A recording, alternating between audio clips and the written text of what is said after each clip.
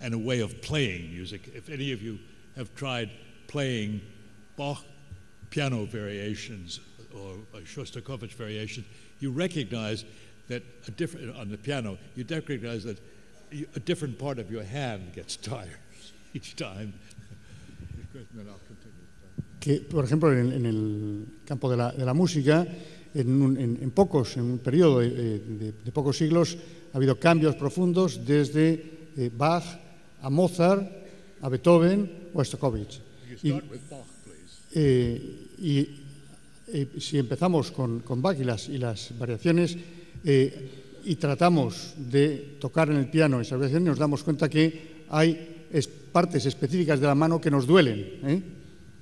So, for example, in a set of typical variations, for example, da da da da da da da da da da da da da di da da da da da ra ra ra ra ra ra ra ra da da da da da da da di da dum. First variation.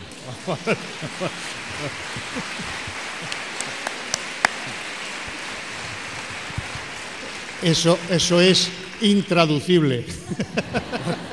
What did you say? It's impossible to translate that. Doesn't need it.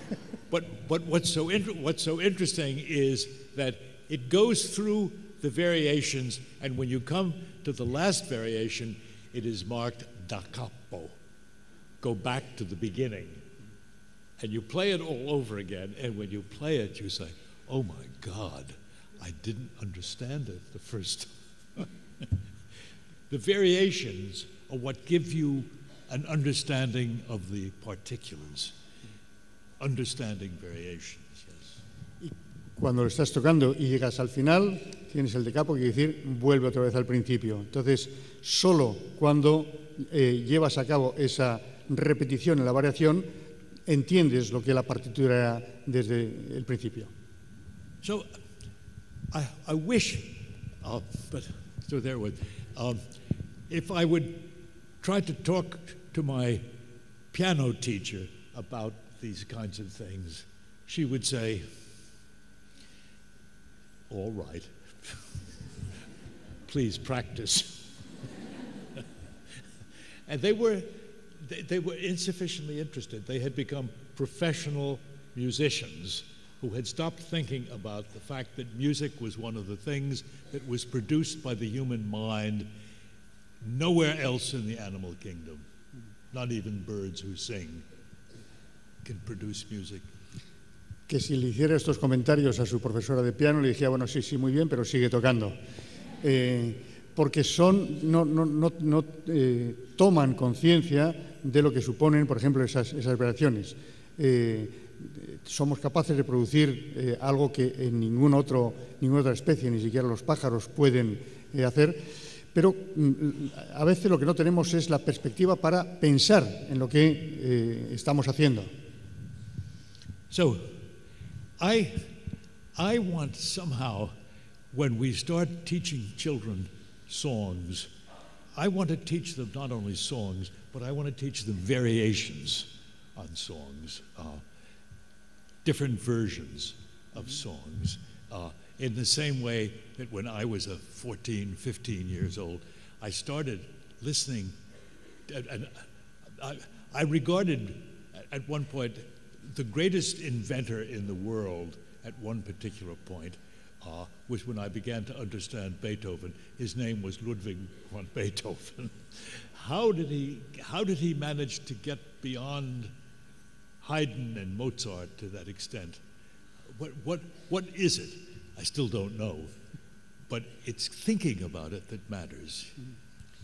Que a él le gustaría, por ejemplo, que cuando enseñamos a los niños, enseñarle, por ejemplo, a cantar, sería importante que aprendieran variaciones sobre una canción, porque las variaciones son muy importantes. Es decir, cuando tenía 14, 15 años, le parecía fascinante cómo Beethoven había sido capaz de ir más allá de Haydn o de Mozart, y que realmente es importante pensar sobre esas cosas que producimos, que son impresionantes en su realidad, pero el pensar sobre ello también es importante.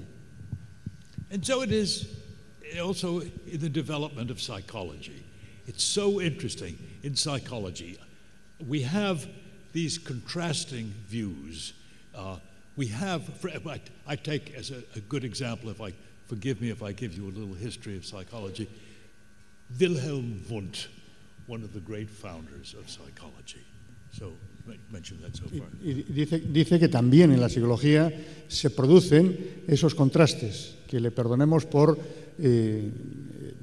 volver un poco a la historia de la psicología y hablar, por ejemplo, de un personaje como Wundt. So, on the one hand, he had the sensory world coming in from the physical world on our senses, and we learned how to tell differences from each other, and we had thresholds, and the picture of a human being that came out of his version of psychology was such a stupid mechanical version that even he knew it. So what he then did was to introduce another kind of psychology, which he called Völkerpsychologie, folk psychology, that had to do with the way in which we form what he called representations of the world, how we are going to understand. How are we to understand the fact that here we are, 500 people, however many people in this room, all listening to one person, that this one person follows a very amusing actress who talked that, and somehow there's a continuity between an amusing actress, beautifully dressed, telling jokes and so on, and the next person who comes along talking about the world from the point of view of its cognitive structure, that is the way in which we construct the world. What is the constructive activity? So that it is not just the artist who constructs the world, but it is everybody. And the great problem is, how do you go from the ordinary way of constructing the world to the kind of way that produces a Degas or etc.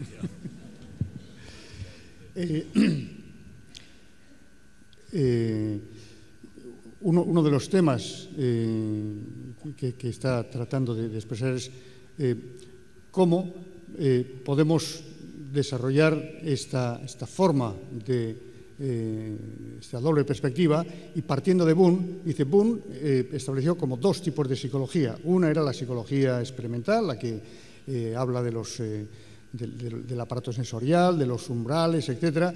Dice, bueno, esa era una psicología tan mecánica de los seres humanos que él mismo se daba cuenta que era estúpida. Y por eso, para compensarla, también propuso la folk psychology, la psicología popular, que tiene que ver con cómo nos representamos el mundo. Trata de explicar por qué hoy aquí estamos 500 personas, dice él, algunas más, escuchando primero a una guapísima psicóloga, muy bien vestida de verde, haciendo una serie de bromas, y después otra perspectiva, que es tratar de entender lo que es la construcción cognitiva del mundo. Ambas cosas son necesarias, y lo peculiar es cómo pasamos de ese esfuerzo cotidiano por entender y dar sentido al mundo a una representación bueno, pues más elaborada, como la de Degas, por ejemplo, en la pintura. So, what we do then is shift the model, change the way of looking at it. So, along comes Sigmund Freud, unquestionably a literary genius and probably a psychological genius as well. So his model of growing up is a model of fighting independence, fighting for your independence. That is, the son wants somehow not only to get his independence, but to steal the mother away from the father. So that all of a sudden, incest taboo gets to be central at the same time that the anthropologists were studying it. So you get, instead of the simple-minded atomic view of the world that you got from Wilhelm Wundt, plus a kind of everyday sense of ordinariness, you get from Freud and also from Jung this dramatic paradigm which gives you this odd sort of business in which there are these secret yearnings, that is to say, a little boy wants to kill his daddy because he wants to sleep with his mommy or something of the sort.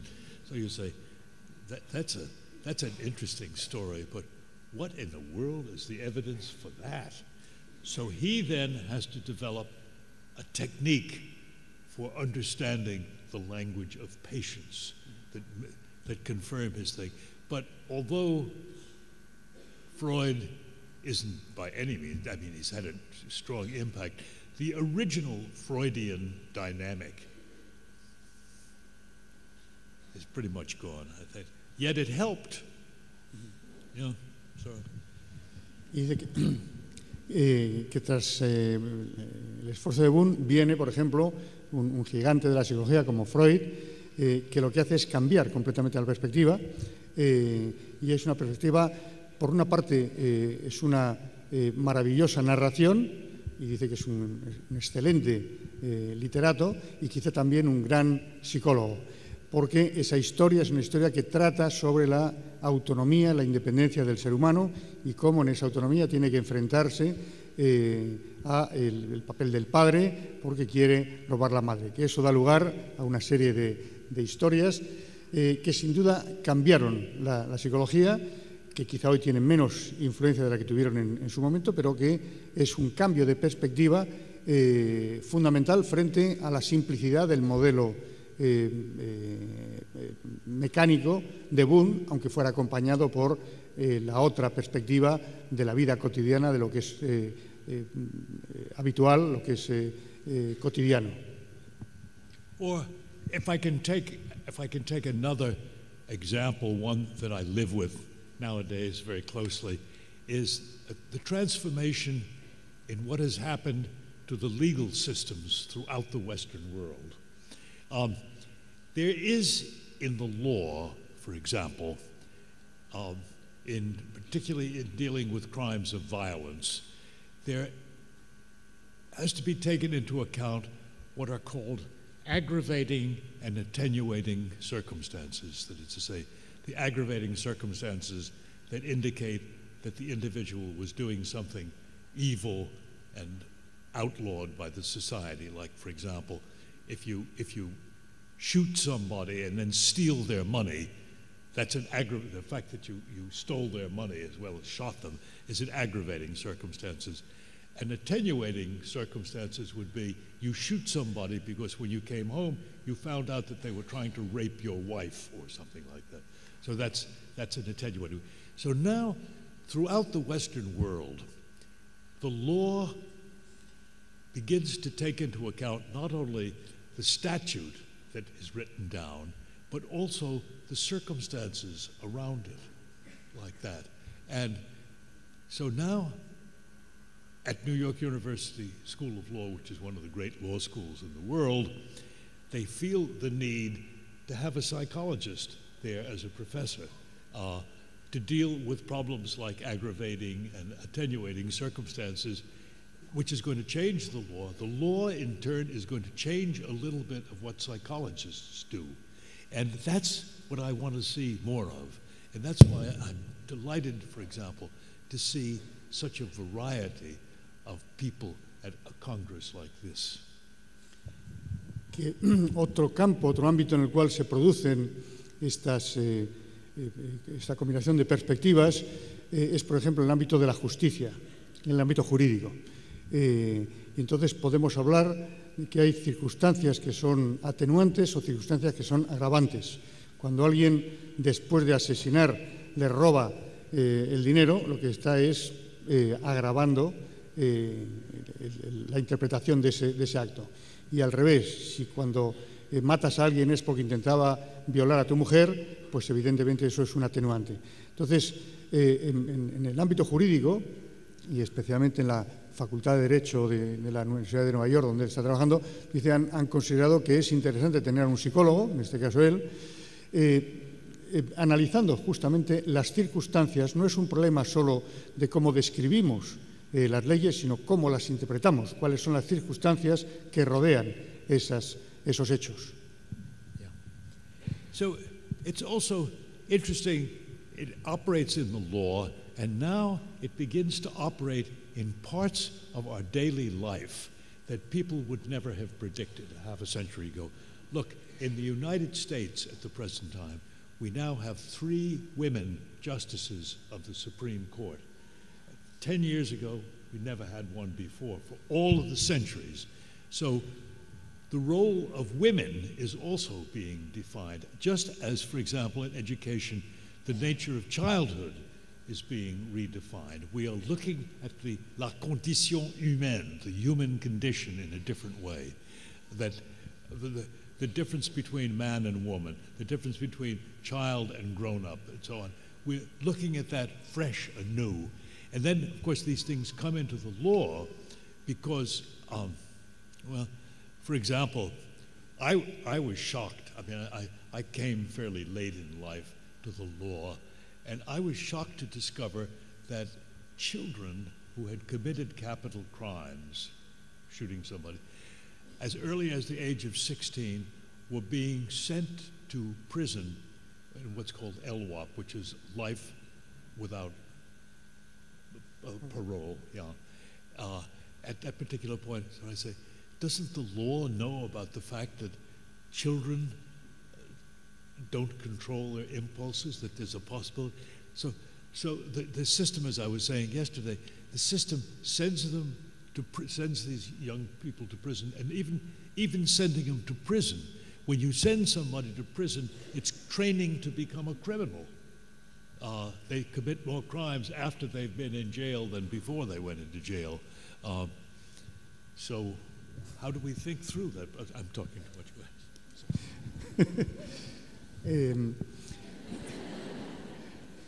No, dice que se están produciendo cambios y cambios muy profundos en esas perspectivas, que por ejemplo en Estados Unidos en este momento hay 3 mujeres miembros de la Corte Suprema, 3 de 7, es decir, es algo que hace un siglo era inimaginable.